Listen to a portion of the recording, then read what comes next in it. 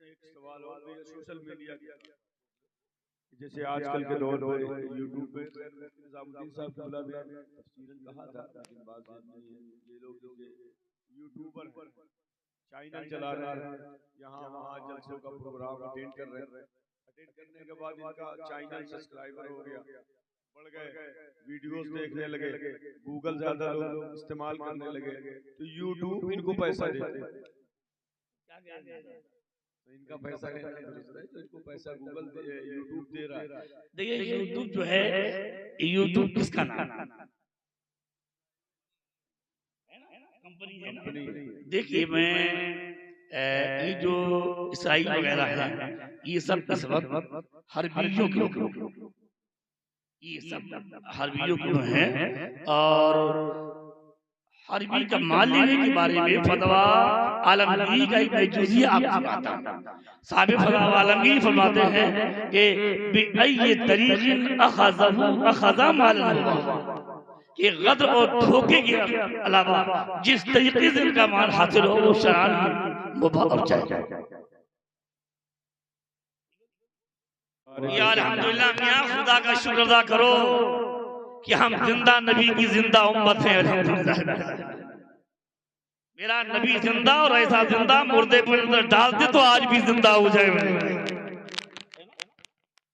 तवज्जो चाहता हूं, इस वक्त आप इस कौम मुस्लिम की हमारी जिंदगी का थोड़ा सा जायजा लें। हालात खराब है, आप देख रहे हैं, आप ज़बान से गुफ्तगू करते हैं कि हाँ हालात हमारे अच्छे नहीं हैं, मदारिस के बारे में हालात अच्छे नहीं हैं, मसाजिद के बारे में हालात अच्छे नहीं हैं, लेकिन मैं जो देख रहा हूँ वो ये कि इन हालात से इस उम्मत पर 1% कोई फर्क नहीं, 1% कोई असर नहीं है कि इसकी बदकिरदारी दूर हो जाती, बेहयाई दूर हो जाती, बदतमीजियां का माहौल खत्म हो जाता, ये कौम नमाजी हो जाती। मैं अभी साहिब आलम भाई के घर पर था तो मैं इनके सामने हदीस पढ़ रहा था कि इदा हदे बहु अमरुन फबादर अलैहिस्सलाम, कि जब रसूलुल्लाह के सामने कोई मुसीबत आती थी, कोई हादसा होता था, तो रसूलुल्लाह नमाज की तरफ तवज्जो फरमाते थे,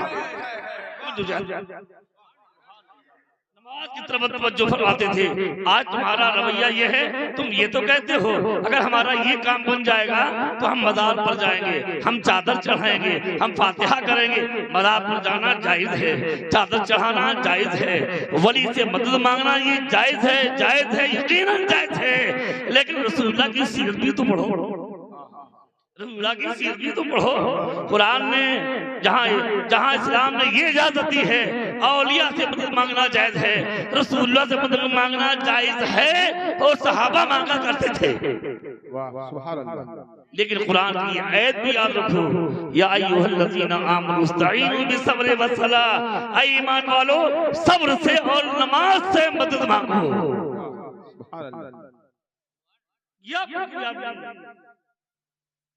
ये आप लोग क्यों याद नहीं है? आज मैं मुफ्ती साहब वगैरह से तवज्जो चाहता हूँ, मुफ्ती आफताब साहब वगैरह से, कि आज ये खजा जब तकरीरें करते हैं तो तकरीर में क्या कहेंगे कि गौसे आदम से मुरीद हो गया तो वो जन्नत में चला गया, गरीब नवाज से मुरीद के सिलसिले मुरीद हो गया तो वो जन्नत में चला गया। ये तो सुनाते हैं, लेकिन ये भी सुनाया जाए कौम को कि नमाज छोड़ने वाले को जहन्नम में डाला जाएगा, नमाज छोड़ने वाले को जहन्नम में डाला जाएगा, शराब पीने वाले को जहन्नम की पीप पिलाई जाएगी, जुआ खेलने वाले को जहन्नम में जलाया जाएगा, ज़कात ना देने वाले को आग की और जहन्नम की सजा दी जाएगी, माँ बाप की बेअदबी करने वाले को सजा दी जाएगी। आए मेरे भाई एक हदीस सुनो, अल्लाह के नबी सवारी पढ़ी भी है और पढ़ाई भी है, सवारी के साथ सवार, और हज़रत साद इब्न मुआज़, हज़रत मुआज़ इब्न जबल पीछे बैठे, फरमाते मेरे सरकार ने 3 बार फरमाया या मुआज़, फरमाया लब्बैक व सअदैक, या रसूलल्लाह हाज़िर, फरमाया या मुआज़, फरमाया हाज़िर, फिर तीसरी बार फरमाया या मुआज़, फरमाया हाजिर हूँ। मेरे सरकार ने फरमाया जिसने सच्चे दिल से ला इलाहा इल्लल्लाह की तस्दीक कर दी वो जन्नत में चला गया। तो चाहता हूँ तो मेरे सरकार ने फरमाया कि या रसूलल्लाह जब मैं लोगों को सुना दूं फयस्तबशिरू ताकि लोग खुश हो जाएं। सरकार फरमाया नहीं, या भी मेरी उम्मत को सुनाना मत फयत्तकिलू, वरना नमाजें और रोजे इबादत छोड़कर इसी पर तकिया कर बैठे। जो चाहता जब रसूलुल्लाह ने हज़रत मुआद को इजाजत नहीं दी कि सहाबा को इस तरह की पैगाम अभी मत सुनाओ, इनको अमल की आदत डालना दो, इनको नमाज की आदत डलवाइए, इनको रोजे की आदत डलवाइए, इनको हज की आदत डलवाइए, इनको ज़कात की आदत डलवाइए, शरीयत के हकाम की आदत डलवाइए, ये ऐसे ना हो बेअमली की तरफ चला जाए। तो मियां जब नबी ने हज़रत मुआद को पैगाम सहाबा को सुनाने से मना किया था, तो इस दौर में इस तरह का पैगाम देना कि बस तुम मुरीद हो गए और जन्नत में चले गए, मेरे इत्तेबार से सही नहीं है। वाह वाह क्या बात है ना, ये बिल्कुल सही नहीं है। पर मियां तुम्हें अगर ये याद है कि गौसे आजम से मुरीद होने से जन्नत में चले जाएंगे, ख्वाजा नवाज से मुरीद होने से जन्नत में चले जाएंगे, तो ये भी याद करो कि गौसे आजम शरीयत के कितने पाबंद थे, गरीब नवाज शरीयत रसूलुल्लाह की कितने पाबंद थे। अब कुरान का तर्जुमा सुनो, कुरान फरमाता है वल अस्र, कसम है ऐ महबूब तुम्हारे ज़माने की जिसमें आप तशरीफ फरमा है। इसको मैं बयान कुछ टाइम चला जाएगा, लिहाजा मैं बस फौरन आगे बढ़ता हूँ। आप जो चाहता हूँ थोड़े लोग बैठे ये हमारे लिए काफी है। हज़रत क्या बताऊँ, माहौल इतना खराब हो गया है, पूजा नहीं, तन्हा दागदार, कहाँ कहाँ मरहम लगाऊं, कहाँ कहाँ पैदा रखा, साला जिस्म जख्म हो गया। एक जगह फोड़ा हो तो वहां मरहम लगा दूं, दो जगह हो तो वहां पट्टी बांध दूं, तीन जगह फोड़ा हो तो पट्टी बांध दूं। जब पूरा जख्मी पूरा जिस्म जख्मी हो गया है तो कहाँ कहाँ पट्टी बांधूं, कहाँ कहाँ मरहम लगाऊं। आज यही हाल इस उम्मत का है। जिस शोबे को आप देख लीजिए, मैं कहता हूँ किसी महल्ले में अगर मुसलमान हो सब घर अब जैसा अल्फाज को सुन लीजिए, और मैं ये कहूँ की वजह है कि जलसे अपने मकसद से हट गए, जलसे अपने मकसद से हट गए हैं, और अब मुकर्रर ये चाहता है कि ऐसी तकलीफ करूं कि अवाम खुश हो जाए। मैं सच बोल रहा हूँ, और अवाम ये चाहती है ऐसी बातचीत हो जिससे सुनने में मजा आए। ये जलसे मजा के लिए मनोरंजन के लिए नहीं है, ये जलसे बंदों को खुदा से करीब करने के लिए है।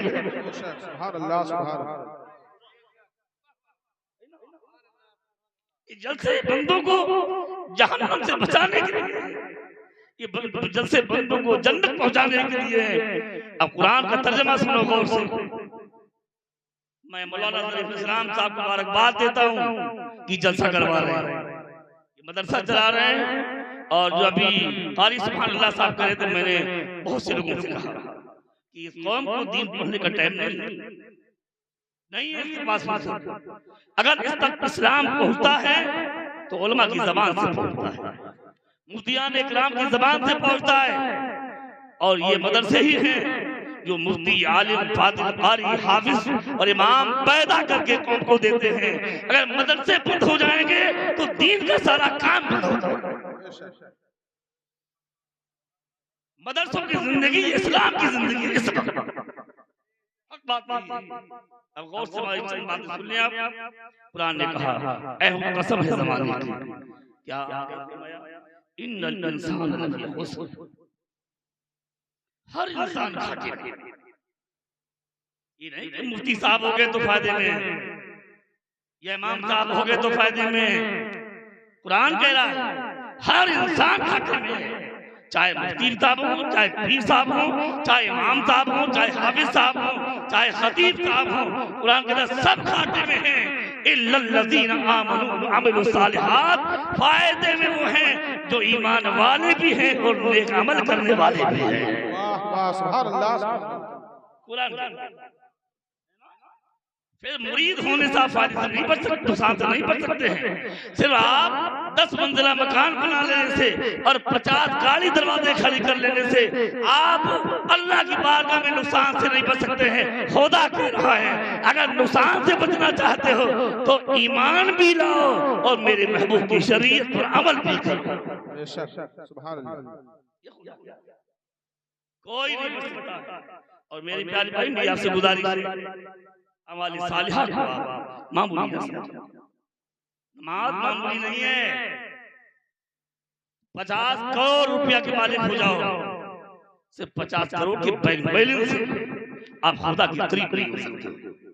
खुदा फरमाता है, अल्लाह के नबी फरमाते हैं, अक़रबु मा यकूनुल अब्दु मिन रब्बिही वहुव साजिद, बंदा अपने खुदा से सबसे ज्यादा करीब उस वक्त होता है जब बंदे का सर सजदे में होता है। रसूलुल्लाह फरमाते हैं अगर तुम खुदा से करीब होना चाहते हो तो अपना ईमान सही रखो, अपना अकीदा सही रखो, बदमज़हबों के अकीदे से बचो और 5 वक्त की नमाज पढ़ो, सर को झुकाओ। तुम सर झुकाओगे अल्लाह तुम्हारे सरों को उठा देगा। अल्लाह तुम्हारे सरों को दोबारा कर देगा। इल्लल्लज़ीना आमनू व अमिलुस सालिहात, नुकसान से बचने वाले वही हैं जो ईमान वाले भी हैं और मेरे महबूब की शरीयत पर अमल करने वाले भी हैं। मुफ्ती साहब ये सोचे मैं फतवा लिखता हूँ, मैं दरसगाह में पढ़ाता हूँ, लिहाजा मुझे नमाज की जरूरत नहीं है, मुझे अब जमात की जरूरत नहीं है। ऐ मुसलमानों गौर से सुनो, नमाज फर्ज है और शरई मजबूरी ना हो तो जमात वाजिब है। ना नमाज छोड़ने की इजाजत है और ना जमात छोड़ने की इजाजत है। और अगर मजबूरी नहीं है तो मस्जिद को छोड़कर घर में नमाज पढ़ने की शरीयत इजाजत नहीं देती। और मेरी बातों को सुने। मैं जानता हूँ कि अवाम के मिजाज बहुत बिगड़ चुका है, बहुत बिगड़ चुका है और ये जलसों को आपने बिल्कुल अपने मकसद से हटा दिया है। ये वो जलसे हैं जो सुनिए हज़रत अब्दुल्लाह इब्न मसूद रज़ियल्लाहु ताला अल्लाह के नबी के मुक़द्दस सहाबी हैं। वो जानते हो वो मुहद्दिस भी थे, उसी आप हज़रत अब्दुल्लाह इब्न मसूद। देखिए हज़रत अबू हुरैरा भी ये मुहद्दिस हैं लेकिन फ़क़ीह नहीं। और हज़रत अब्दुल्लाह इब्न मसूद रज़ियल्लाहु ताला अन्हु ये मुहद्दिस भी हैं और फ़क़ीह भी हैं। और हज़रत इमाम आदम की तरफ तो जो इल्म आया है वो हज़रत अब्दुल्लाह इब्न मसूद से मुंतक़िल हुआ। मालूमात हज़रत अब्दुल्लाह इब्न मसूद रज़ियल्लाहु ज़ात वो है कि मेरे नबी ने फरमाया जो अब्दुल्लाह इब्न मसूद को मेरी उम्मत के लिए पसंद है वो मुझे पसंद है, मेरी उम्मत के लिए। और मेरे अब्दुल्लाह इब्न मसूद को मेरी उम्मत के लिए जो ना पसंद है वो मुझे ना पसंद है। क्या मर्तबा है। आप जुमरात एक महफिल मुनक्कद करते थे, हर जुमरात एक महफिल मुनक्कद करते थे और रसूलुल्लाह की हदीसें सुनाते थे, सरकार की शरीयत की बातें क्या करते थे। तो कुछ साहबों ने फरमाया ज़करतना कुल्ला यौम, आप हफ्ते सुनाते हैं, आप मुझे रोज सुनाया कीजिए, रोज नसीहत किया कीजिए। फरमाया नहीं, मैं तुम्हारा वैसे ही ख्याल करता हूँ जिस तरह रसूलुल्लाह तुम्हारा ख्याल किया करते थे। मेरे भाई नबी की शरीयत सुनाना इबादत है, नबी की शरीयत पर अमल करना इबादत है। और बुखारी की रिवायत है कि नबी की शरीयत की बातें करने से अल्लाह बंदे के गुनाहों को माफ करता है। आप तवज्जो करें, जब नबी की शरीयत की बात करने से अल्लाह गुनाहों को माफ करता है तो जो बंदा नबी की शरीयत पर अमल करेगा उसका मर्तबा रब की बारगाह में क्या होगा। और एक आयत में आपको सुनाता, मैं समझ रहा हूँ कि आप लोग सोच रहे हैं कि ये अल्फाज कहाँ बुला लिया, कुछ देर में मजा आता, लेकिन मेरे भाई हम आपको खुश करने के लिए नहीं आए हैं। हज़रत की इजाजत हो तो मैं हर इमाम शाफ़िई के इरशाद करना चाहता हूँ। इमाम शाफ़िई ने कहा इरशाद फरमाया कि बंदे को चाहिए कि अपने खुदा से अपना मामला साफ करे। क्या मतलब? फरमाते हैं बंदे को सबसे पहले अपने खुदा को राजी करने की कोशिश करनी चाहिए। फरमाते हैं बंदे को सबसे पहले अपने खुदा को राजी करने की कोशिश करना चाहिए। अगर तुम ये चाहो कि सारी मखलूक हमसे राजी हो जाए तो ये नहीं होने पाएगा। तो हमें और आपको क्या चाहिए कि हम अपने खुदा को राजी करने की कोशिश करें। कुरान की एक आयत करीमा सूरह कहफ की एक आयत करीमा में आपको और सुनाता हूँ। कुरान करीम फरमाता है इन्नल लज़ीना आमनू व अमिलुस सालिहात क़ालत लहुम क्या है इन्नल आमनू व अमिलुस सालिहात। कुरान में फरमाता जिन लोगों जो लोग ईमान लाए और नेक अमल किया अल्लाह क़यामत के दिन जन्नतुल फिरदौस से उनकी मेहमान नवाजी फरमाए।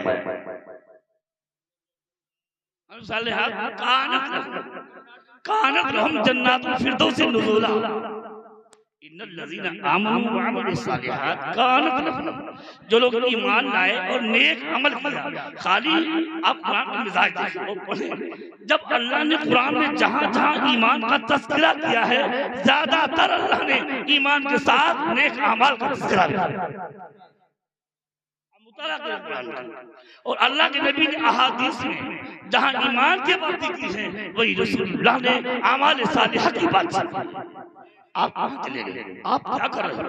आप 20 साल 25 साल की उम्र हो गई है, अपने आपको बच्चा समझ दो। मैं अभी अपनी क़यामगाह इन भाइयों के घर पर था, भी मैं साहब आलम भाई बैठे हैं, तो मैंने कहा सुनिए बहराइच के सरकार गाजी की बहुत बड़ी ज़ात गिरामी है। औलिया इकराम ने फरमाया उनके मदार पर हर आधा घंटे के बाद हर देखे सल्लल्लाहु तशरीफ लाते और उनकी शहादत मालूम है आप 18 साल की उम्र में उनकी शहादत हो। 18 साल की उम्र में क्या मर्तबा किया। आप 25 साल के हो, 20 साल के हो और 30 साल के हो, मोबाइल चल रहा है, मल्टीमीडिया मोबाइल है, फेसबुक चल रही है ना, यूट्यूब चल रहा है, बेहयाई हो रही है, गंदी तस्वीरें लड़कियों की देख रहे हो, फिल्में देख रहे हो, तुम्हारा मोबाइल गलत इस्तेमाल हो रहा है। एक सरकार गाजी भी जवान थे कि 18 साल की उम्र में इस्लाम को की कैसी कैसी खिदमत अंजाम दी है, और एक आप भी जवान हो, आप इस्लाम के लिए क्या कर रहे हो? अरे तुम इस्लाम के लिए क्या करोगे? कुछ आप ना करते तो कम से कम अपने घर ही में इस्लाम का माहौल पैदा कर लेते, तब भी हम समझते कि आपने हम पर बहुत बड़ा एहसान किया। कुरान कहता है जो ईमान लाए नेक अमाल करे। मेरे सरकार ने फरमाया जन्नत में एक मर्तबा है बहुत आला मर्तबा जिसको फिरदौस कहते हैं, और उसके ऊपर अर्श आज़म। तो मेरे आका ने फरमाया जो लोग दुनिया में ईमान लाए और शरीयत पर अमल करते हैं, शरीयत की बातें करते हैं, अल्लाह क़यामत के दिन उनको उस मुकाम फिरदौस में रखेगा जहां अर्श आज़म से नहरें जारी हैं और वहां अल्लाह के नबी ने फरमाया ईमान वालों को, नबी की शरीयत पर अमल करने वालों को अल्लाह मकाम फिरदौस में रखेगा। आपने सब छोड़ दिया, कुछ परवाह नहीं आपको, ना नमाज की, ना दाढ़ी की, ना रोजे की, ना ज़कात की, ना हज की, कोई परवाह नहीं है। आपकी अमल जिंदगी बिल्कुल अच्छी नहीं है। आप मैं जिम्मेदारी से जिम्मेदार आपके सामने बोल रहा हूँ कि नबी की शरीयत को छोड़कर कोई खुदा तक पहुंच नहीं सकता है, कोई नहीं पहुंच सकता है। एक नबी की शरीयत है जो बंदे को खुदा तक पहुंचाता है। गुजारिश है अल्लाह तौफीक दे। हालात अच्छे नहीं है, तुम्हारा कोई मददगार नहीं है, अपने खुदा को मत भूलो, खुदा को मत भूलो। अल्लाह बहुत बड़ा है। मेरी गुफ्तगू आखिरी मंजिल में है। आपने बद्र का नाम सुना है, इस्लाम की सबसे पहली जंग, बहुत अहम जंग जिसमें शहीद होने वाले सहाबा बदरी सहाबा कहलाते हैं। तमाम बहुत से सहाबा से अफजल हैं, और शहीद होने वाले सहाबा क़यामत तक के शहीदों से वो बदर है। उसमें 313 मुसलमान थे, 5000 फरिश्ते अल्लाह ने नाज़िल किए थे, कुरान में मौजूद है। सामने 960 या 1000 कुफारी मक्का थे। तफसील में नहीं जाऊंगा, जंग हुई। इधर सिद्दीक़ अकबर खड़े थे, इधर उमर खड़े थे। हज़रत अली एक बार कहा, चाहता हूँ कि पूछा ये बताइए साहबा में सबसे बहादुर कौन है? हज़रत अली से। फरमाया सबसे बहादुर अबू बकर।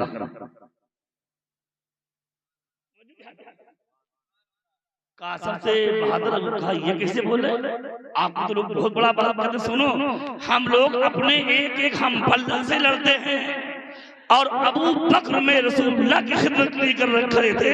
जहां काफिरों का झुंड हमला करने जा रहा था, वो तन्हा झुंड से लड़ने के लिए तैयार थे।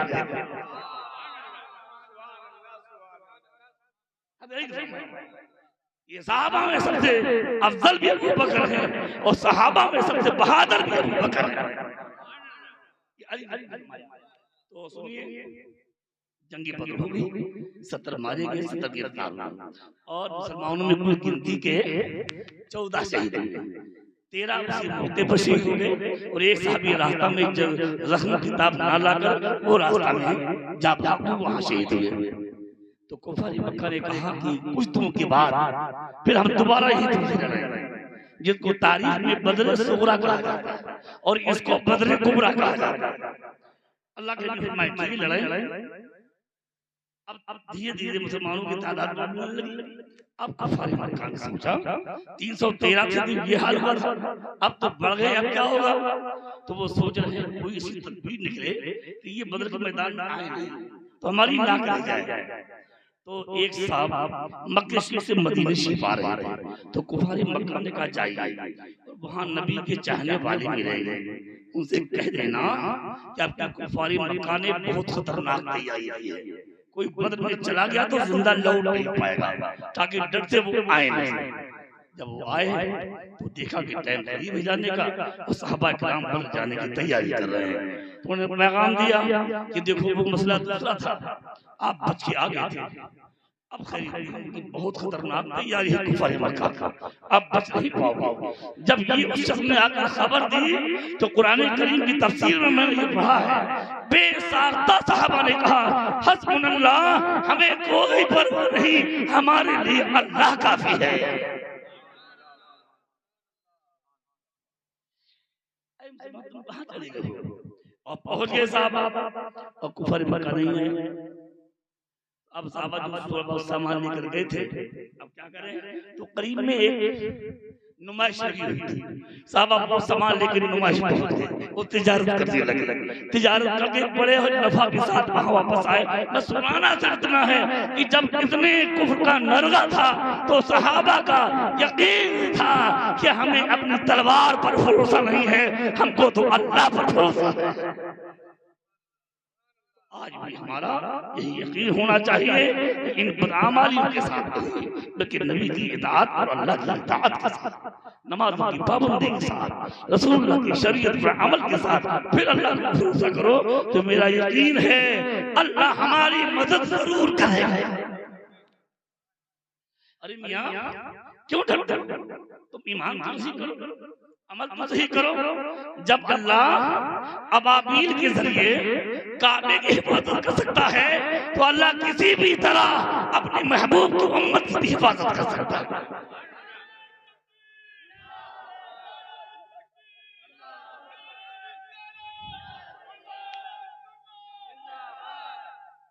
लिहाजा मेरी गुजारिश है अपने अमाल की इस्लाह करो, इसके बगैर सिर्फ जलसा करने से कहा, जलसा करो और जरूर करो। आने वाले आलिम दीन से गुजारिश अदब के साथ कर दो, मेरी गुजारिश है इस कौम को इस्लाह का पैगाम दो, नबी की दीन का पैगाम मिल जाए, जिससे हमारी उम्मत जो है रसूलुल्लाह की उम्मत ये अल्लाह के नबी के दीन से करीब हो जाए। परवरदिगार आलम की बारगाह बेनियाज में इस गुनहगार की इल्तिजा है, अल्लाह मुझे भी और सबको नबी की शरीयत का पाबंद बना दे, आका की सुन्नतों पर अमल की तौफीक दे, हर बदअमली से बेअमली से गलत रवी से अल्लाह हमारे कदमों की हिफाजत फरमाए और हर कदम पर अल्लाह अपनी नुसरत और हिमायत अपने महबूब की उम्मत को अता फरमाए। सवाल पूछना था। अच्छा बताइए, बिस्मिल्लाह। सवाल ये है हज़रत कि जैसे गूगल पे है और फोन पे है, ये नेटवर्किंग का काम है और जैसे हमने पैसे उसके अंदर लोगों ने मुझको दिए, मैंने उसको ट्रांसफर किया, तो जिससे हमने पैसा लिया उतना ही उसको ट्रांसफर किया। और यही चीज लोग बैंक में जाते हैं लगाने के लिए।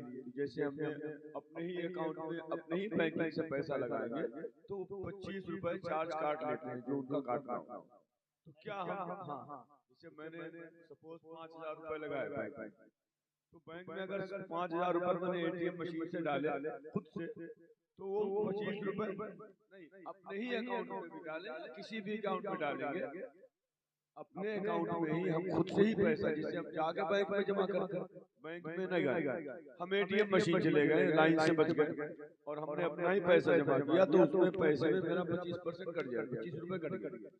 तो अगर कोई दूसरा शख्स अपने अकाउंट में पैसा लगाने के लिए मेरे पास आता है और कहता है कि आप कर दीजिए, तो क्या मैं उससे वो 25 रुपए ले लेता हूँ?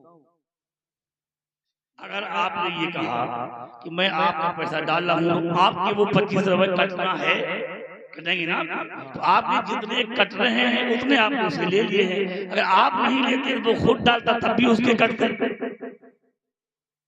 अगर वो आपके जरिए नहीं डलवाता और अपने अकाउंट में अपनी तरफ से डालता तब भी उसके कटते। यही बात है ना? हाँ, तो और उसका मतलब ये है कि जो लोग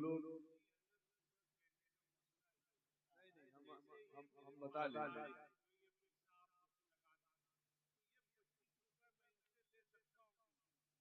ये भी है और ये भी है कि गूगल पे वगैरह पे जो पैसे डालते हैं और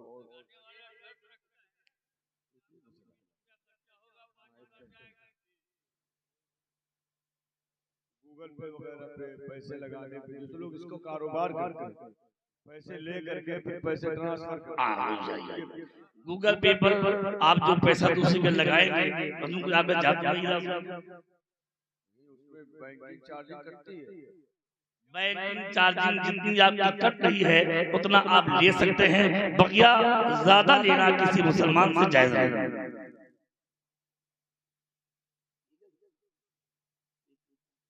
और बताएं और किसी हजरात को कोई सवाल है?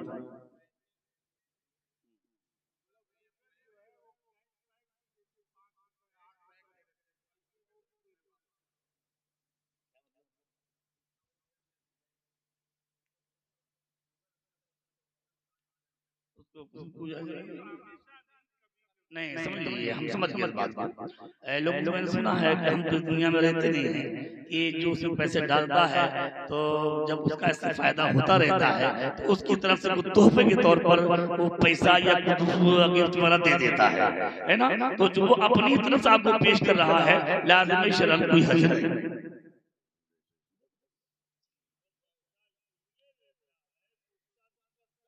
नहीं ये ना ना ना ये नहीं कह रहे हैं, ना नहीं ये दूसरी बात कह रहे हैं। ये कह रहे हैं कि कभी कभी गूगल पे ऐसा करता है कि आप डालते रहते हैं, खिदमत करते रहते हैं, तो कोई गिफ्ट के तौर पर कभी पैसा या कुछ सामान दे देता है, वो लेना कैसे?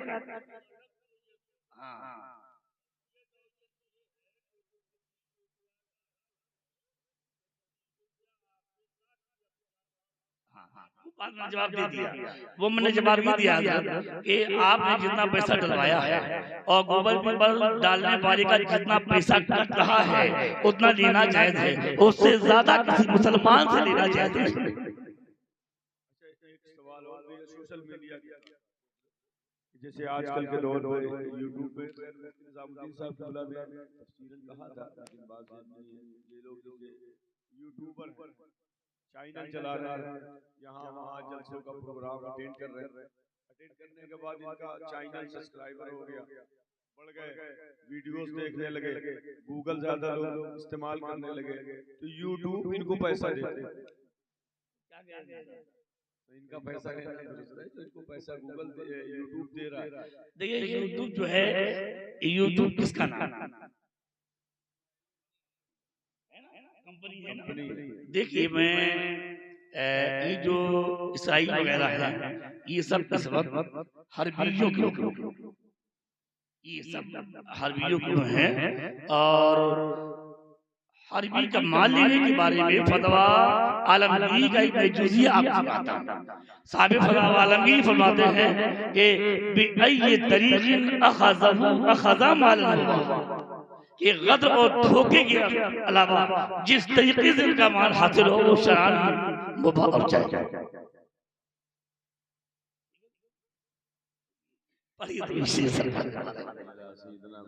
धोखा देना किसी को जायज नहीं, शरीयत ने कहा। गैर मुस्लिम को भी धोखा देना जायज नहीं है। हमारा इस्लाम की पाकीज़ा तालीम ही है कि वो कोई भी हो, किसी मजहब का मानने वाला हो, इस्लाम कहता है कि किसी को धोखा नहीं दिया जाए। किसी को, चाहे वो हिंदू हो, चाहे मुसलमान हो, चाहे सिख हो, चाहे ईसाई हो, इस्लाम ऐसा वैसा मजहब नहीं है। बल्कि अल्लाह के नबी ने फरमाया जो तुम्हारा पड़ोसी है, चाहे हिंदू हो चाहे मुसलमान हो, पड़ोसी का ख्याल रखो। पढ़िए दुरूद शरीफ। सलातुन व सलाम अलैहि या रसूलल्लाह सल्लल्लाहु अलैहि वसल्लम। इंशाअल्लाह फिर कभी आया तो मैं इस्लाम की पाकीज़ा तालीमात पर इंशाअल्लाह कभी रोशनी डालूंगा इंशाअल्लाह ताला। सिर्फ खुदाए कदीर था, उस खालिक़े कायनात के सिवा और कुछ न था। जब रब्बे कदीर व कादिर व मुक़तदिर ने चाहा कि हमारी मारिफत और किसी को हासिल हो, तो सबसे पहले हमारे आका दोनों आलम के प्यारे प्यारे मौला जनाब मोहम्मद रसूलुल्लाह सल्लल्लाहु अलैहि वसल्लम के नूर पाक को पैदा फरमाया। फिर रब्बे कदीर ने जब चाहा हज़रत आदम को पैदा किया, नूरे ग्रामी मुस्तफा सल्लल्लाहु अलैहि वसल्लम हज़रत आदम में मुंतकिल फरमाया और फरिश्तों को हुक्म दिया आदम को सजदा करो। हज़रत आदम को नबूवत मिली, जन्नत मिली, फरिश्तों से सजदा कराया गया। ये तमाम नेमतें सदका उतारा थी नूरे ग्रामी जनाब मोहम्मद रसूलुल्लाह सल्लल्लाहु अलैहि वसल्लम का, है ना। और आला हज़रत अल्लाह तआला का एक शेर मैं आपको सुनाता हूं और सुभान अल्लाह। और ये भी मैं आला हज़रत एक कमाल आपको बताता हूं कि फरमाया मुस्तफा जाने रहमत सलाम, शेर और शायरी में जाने रहमत का लफ्ज सबसे पहले आला हज़रत ने इस्तेमाल किया। जी शेर और शायरी के मैदान में अल्लाह के नबी के लिए जाने रहमत का लफ्ज सबसे पहले आला हज़रत ने इस्तेमाल। तो वो जो न थे तो कुछ न था, वो जो न तो कुछ न था, जान है वो जहान की जान है तो जहान। फिर वो नूरे पाक आसे मुंतकिल होता हुआ हज़रत अब्दुल्लाह ज़हन में नहीं आ रहा था। एक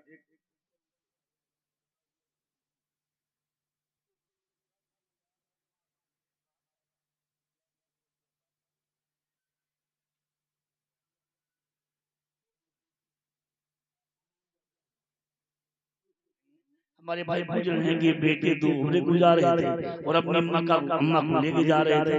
अब तबीयत की वजह से माँ नहीं जाने पा रही तो शरारत मुझे नहीं है। अगर माँ बाप अपनी खुशी से अपने बच्चों को पहुंचा रहे हैं कि मुस्तफा के शहर पाक का दीदार कराओ तो बड़ी अच्छी बात है। वो जाएंगे, माँ बाप की दुआएं करेंगे।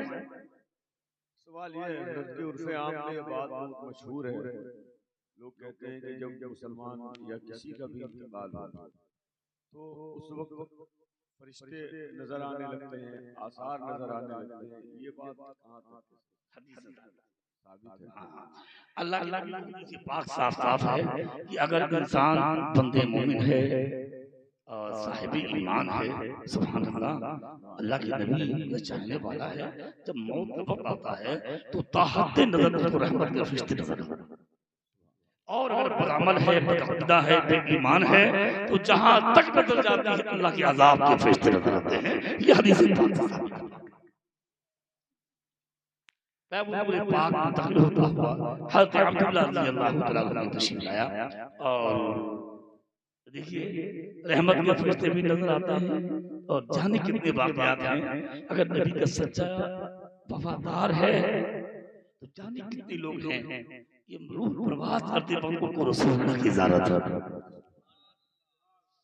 एक हदीस में आपको सुनाऊं, एक हदीस पाक में मेरे आका ने इरशाद फरमाया कि मोमिन की रूह इस तरह निकल जाएगी जिस तरह के फूल से खुशबू निकल जाती।